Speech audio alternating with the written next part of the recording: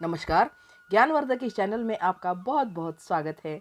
आप देख रहे हैं महाभारत के संवेदनशील प्रसंगों को एपिसोड के रूप में।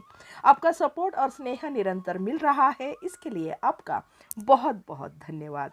पिछली वीडियो में आपने देखा होगा कि रुक्मिणी के साथ विवाह करने में कृष्ण को कितनी सारी अड़चनें निर्माण हो गई थी। इधर जरासंध रुक्मिणी का विवाह शिशुपाल से कराना चाहता था। बलराम युवधान को कहते हैं कि उस समय मैं 32 वर्ष का था, इसलिए मेरी स्मृति में वह पूरी बातें आज भी याद है। सुनो, मैं बताता हूँ क्या हुआ था। तो युवधान को बलराम बताता है कि जरासंध का मुंह काला करने के लिए हम हट से घोड़े पर सवार होकर साथ में 5-7 रथ लेकर दक्षिण की ओर भागे थे। बहुत वेग से हम भाग रहे थे, बहुत कष्ट उठाया हमने। हमारे पहुंचने तक विवाह निश्चित हो चुका था। अगले दिन विवाह था। भीष्मक के लिए और कोई चारा न था। यदि वह अपनी बेटी शिशुपाल को देना अस्वीकार करता तो जरासंध कुंडनीपुर को भूसात कर देता।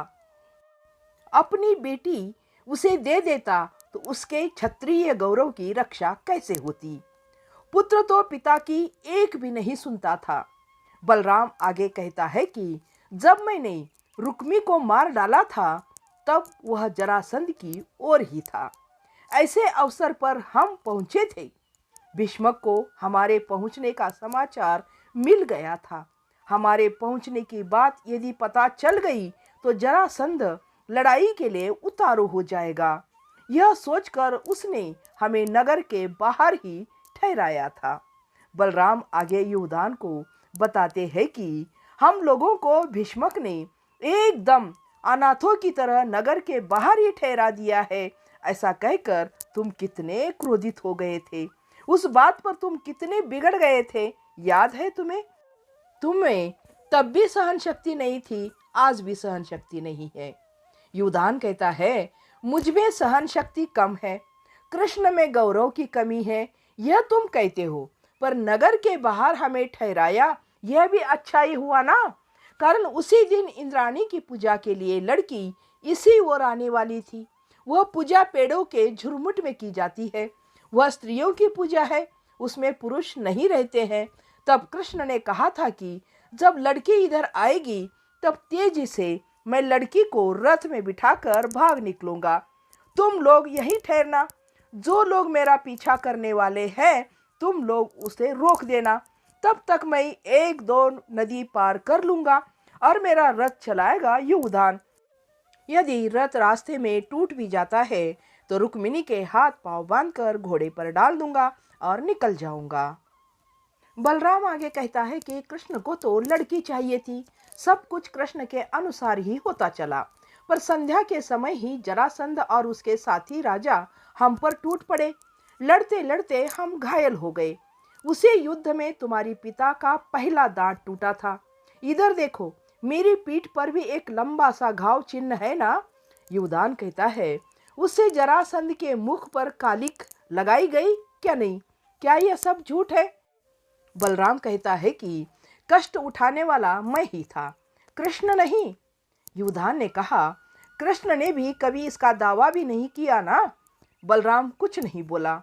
युवधान सोच में डूब गया। कृष्ण और रुक्मिणी को रथ में बिठाकर रथ दौड़ाने वाला युवधान ही तो था। घोड़े भी इतने अच्छे थे, तेज दौड़ने लगे थे। रक्षा के लिए पीछे 2 रथ थे और घुड़सवार भी वे लोग युवधान को वेग से दौड़ाने में मदद कर रहे थे। कितने पीछे और भी घोड़े रह गए थे। कृष्ण ने रुक्मिणी के पांव कसकर बांध दिए थे। आगे बढ़ते हुए 2 राहें मिली। युवधान ने पूछा कि कृष्ण दाई ओर जाना है या बाई ओर? तब रुक्मिणी ने समझा कि यहाँ कृष्ण ही बैठे हुए हैं। तब वह बोली, यादव, मैं कूद कर भागूंगी नहीं, हाथ पांव कसने से दुख रहे हैं, खोल दो। पहले रुक्मिणी ने बदमाश समझकर छूटने का प्रयास किया था। बाद में ठीक से बैठकर उसी ने कहा था ना, सारथी रथ और तेजी से चलाओ, अंधेरा भर हो जाए। जरासंध के लोग इस ओर का मार्ग भी नहीं जानते हैं। चाहे तो कुछ दूरी तय करने के बाद हम धीरे से चलेंगे। तब युधान पीछे मुड़कर रुक्मिणी को देखा था और युधान ने सोचा, वह तो मेरी ही आयु की लग रही है। कृष्ण ने कहा, वो लोग तो रास्ते नहीं जानते, पर क्या तुम्हारे पिता को भी पता नहीं? कृष्ण के इस प्रश्न पर रुक्मिणी कितने प्यार से ढंग से मुस्कुराती है और कहती है, एक तरह से पिता की मान रक्षा हो गई। वे यह सोचकर 3 दिन से अन्न जल छोड़कर बैठे थे कि क्षत्रिय होने पर भी डर के मारे मुझे अपनी बेटी का विवाह करना पड़ रहा है।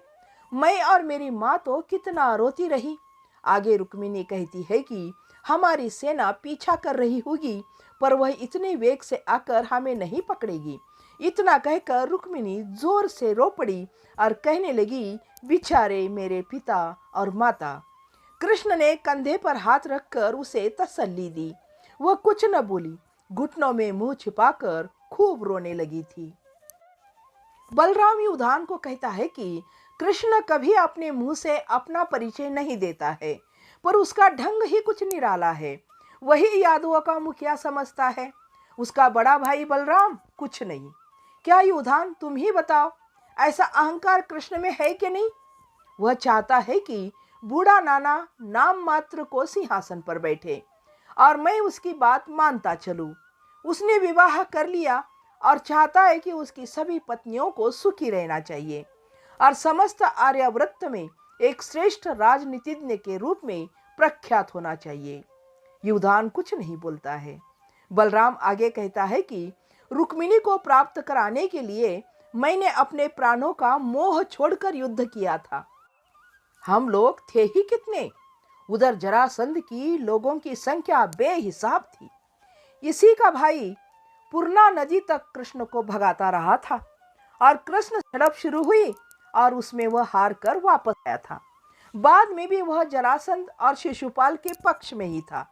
जुए में यदि उसे मार डाला तो मेरा क्या दोष था? युधान तब भी कुछ नहीं बोला। युधान को वही याद आ रहा था, कैसे रुक्मिणी घुटनों में मुंह छिपाए बिलक बिलक कर रोती रही थी। पिता के गौरव की रक्षा हो गई, इस बात से एक मानसिक सांत्वना उसे मिली थी।